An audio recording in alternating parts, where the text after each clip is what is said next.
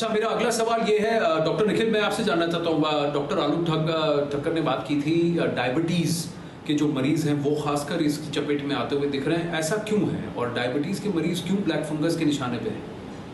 देखिए, डायबिटीज की अगर जरा खून में शुगर की मात्रा बढ़ती है तो जो हमारे रक्त में जो सेल्स होते हैं जिनका काम होता है हमें हमें इन्फेक्शन से बचाव करने का, उनके संचलन में, उनके काम करने की विधि में, उसमें दुष्प्रभाव आते हैं। तो वही वाइट सेल्स जो नॉर्मली हमें इम्यूनिटी प्रोवाइड करते हैं इन्फेक्शंस के खिलाफ, वो ठीक प्रकार काम नहीं कर पाते हैं। उसी प्रकार कई बारी डायबिटीज में कुछ शरीर में केमिकल्स होते हैं, उनकी मात्रा बढ़ जाती है और उन केमिकल्स की मात्रा बढ़ने से भी ये टेंडेंसी ज्यादा हो जाती है।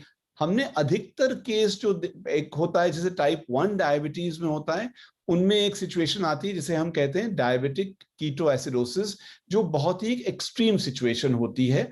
उसमें शरीर में इंसुलिन नहीं होता है, शुगर की मात्रा आसमान छूने लग जाती है, कीटोन्स होते हैं, शरीर में जो तेजाब होता है उसकी मात्रा बढ़ने लग जाती है। तो उस severe sort of disease condition में म्यूकरमाइकोसिस हमने कई बारी ज्यादा संख्या में देखी है। और ये कॉम्बिनेशन ऑफ फैक्टर्स, जैसे मैंने कहा है, अनकंट्रोल्ड शुगर्स, शरीर में जो एसिड बेस बैलेंस है उसमें खराबी आना, शरीर में आयरन की अवेलेबिलिटी जो फेरिटिन लेवल से देखा बिल्कुल। जाता है में अंतर आना, इन सब कारण की वजह से डायबिटीज के मरीजों में इसकी हमें ज्यादा देखी जाती है।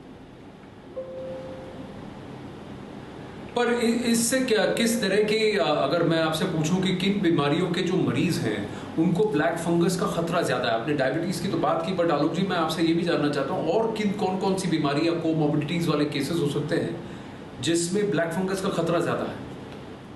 तो इस जब कोविड से पहले का जो हम लोगों का एक्सपीरियंस है, तब इससे कहीं कम प्रचलित था, पर जनरली ये सिचुएशन आपको मिलती थी या तो टोटली अनकंट्रोल्ड डायबिटीज में, या फिर पेशेंट्स जिनकी इम्यूनिटी इसलिए कम हो कि उनके किसी कैंसर के एग्रेसिव ट्रीटमेंट्स हुए हों, या उनकी किडनी इश्यूज हों, ट्रांसप्लांटेशन हुआ हो, या कोई इस तरह की बात हो।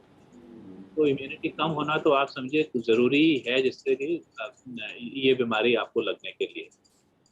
और ये कॉमन इश्यूज थे: cancer treatments, transplants, kidney disease और ऑफ कोर्स डायबिटीज।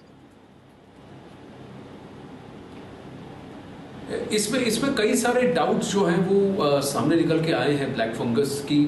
ये अगर वातावरण से हमारे शरीर के अंदर फेफड़ों में घुस जाता है या अटैक करता है तो मैं एक सवाल और आपसे जानना चाहूँगा, डॉक्टर निखिल पहले आप और फिर आलोक जी से भी, कि क्या स्टेरॉइड लेने से ब्लैक फंगस का खतरा बढ़ जाता है? क्योंकि इस पर भी आपने शुरू में बात की थी, आलोक जी ने भी कहा था कि ये स्टेरॉइड इंजेक्शन देने की वजह से भी ये हो सकता है, पर स्टेरॉइड तो इम्यूनिटी बूस्ट करने के लिए होता है, तो फिर ये काउंटर कैसे प्रोडक्टिव होता है डॉक्टर निखिल?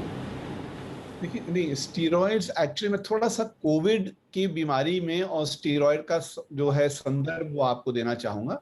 देखिए, कोविड की बीमारी में जो पहले कुछ दिन होते हैं उसमें हमारा जो प्रयास होता है वो वायरस के खिलाफ हमारा मेन फोकस होता है। तो इसलिए कई सारी जो दवाइयां दी गई हैं वो प्राइमरीली इसलिए दी जाती हैं क्योंकि वो एंटीवायरस रुख अपनाती हैं, ठीक है। तो वो पहला सप्ताह जो होता है कोविड की बीमारी में, वो हम वायरस के खिलाफ काम कर रहे होते हैं। दूसरे सप्ताह या उसके बाद जो हमारे को खतरा जो होता है वो है कि अगर शरीर का जो इम्यून सिस्टम है वो अनकंट्रोल्ड डिसरेगुलेटेड हो जाता है, वो हमारे संतुलन से बाहर हो जाता है और इसलिए इन्फ्लेमेशन की एक लहर दौड़ती है शरीर के अंदर। और प्रयास सेकेंड वीक ऑनवर्ड्स होता है कि हम इन्फ्लेमेशन को हम कम करें। तो ये स्टीरॉयड्स का जो रोल होता है, अगर आप नेशनल गाइडलाइंस को भी देखेंगे, स्टीरॉयड्स का रोल पहले सप्ताह में नहीं दिया गया है। स्टीरॉयड्स का रोल दूसरे सप्ताह में दिया गया है और वो इसलिए दिया गया है ताकि इम्यूनिटी, जो इम्यून सिस्टम है, अब हमने वायरस से अपना जो है रुझान हटा के अब हमने इम्यून सिस्टम की तरफ हमने अपना फोकस करा है। और उस इम्यून सिस्टम जो एक बेलगाम घोड़े की तरह दौड़ रहा है उसको हमें सप्रेस करने के लिए स्टीरॉयड्स दे रहे हैं। तो ये आपको समझना है कि स्टीरॉयड्स किस संदर्भ में दिए जा रहे हैं। नंबर 2, जो गाइडलाइंस हैं वो बड़े स्पष्ट रूप से बताती हैं कि किस मात्रा में स्टीरॉयड्स देने हैं और कितने अरसे के लिए देना है। तो तीनों इशू कब बीमारी के किस दौर में देना है, कितनी मात्रा में देना है और कितने अरसे के लिए देना है। नाउ स्टीरॉइड्स इम्यूनिटी को कम करेंगे, वो हमें मालूम है। तो एक वो डायरेक्ट इम्पैक्ट हो जाता है कि स्टीरॉइड्स इम्यूनिटी को कम करते हैं तो भी म्यूकर होने की संभावना हल्की सी बढ़ सकती है। ऑब्वियसली आवश्यक है उस समय स्टीरॉयड देना, लेकिन हमें साथ में ध्यान रखना पड़ेगा कि ना उसकी मात्रा ज्यादा दें, ना अननेसेसरली प्रोलॉन्ग ड्यूरेशन के लिए दें। लेकिन स्टीरॉयड्स एक दूसरी चीज करती हैं, जिसको शुगर नहीं भी होती है उसमें भी चयापचय यानी मेटाबॉलिज्म में अंतर ला के शुगर की मात्रा बढ़ा सकती है।